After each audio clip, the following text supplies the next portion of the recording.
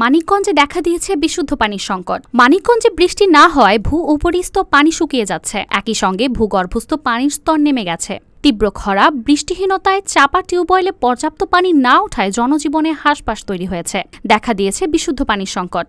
উপজেলায় ৭টি ইউনিয়নে সুপেয় পানির সংকট বেশি বলে জানা গেছে। শুধু তাই নয়, সবশেষ জরিপ অনুযায়ী ১৭,৫০০ টিউবওয়েলের পানি পরীক্ষা করে ৩৫০০-এরও অধিক টিউবওয়েলে আর্সেনিক পায় জনস্বাস্থ্য প্রকৌশল বিভাগ। এছাড়াও ভূগর্ভস্থে অতিরিক্ত পাথরের উপস্থিতি থাকায় পানিতে মাত্রাতিরিক্ত আয়রন দেখা দিচ্ছে। মানিকগঞ্জের উপসহকারী জনস্বাস্থ্য প্রকৌশলী জানান, উপজেলায় সুপেয় পানির ব্যাপক সংকট রয়েছে। পানিতে অধিক পরিমাণে আর্সেনিক এবং আয়রন পাওয়া যাচ্ছে। এছাড়া বৃষ্টি না হওয়ায় ভূ-উপরিস্থ পানি শুকিয়ে যাওয়ায় টিউবওয়েলেও পর্যাপ্ত পানি পাওয়া যাচ্ছে না। মানিকগঞ্জ উপজেলা জনস্বাস্থ্য প্রকৌশল বিভাগের তথ্য অনুযায়ী বর্তমান সময়ে উপজেলায় ভূগর্ভস্থ পানির স্তর ২৮ ফুট পর্যন্ত নেমে গেছে। পারিবারিকভাবে বসানো হাজার হাজার নলকূপে পর্যাপ্ত পানি নেই। কিছু এলাকায় মানুষ ৫৫০ থেকে ৬০০ ফুটেরও বেশি গভীর নলকূপ বসিয়ে নিজ নিজ পরিবারের পানির চাহিদা মেটাচ্ছেন। এ অবস্থায় উপজেলার কয়েক হাজার মানুষ তীব্র পানি সংকটের মুখে পড়েছে। তবে জনস্বাস্থ্য প্রকৌশল কর্মকর্তারা জানান, বৃষ্টি নামলে এ অবস্থার উন্নতি হতে পারে।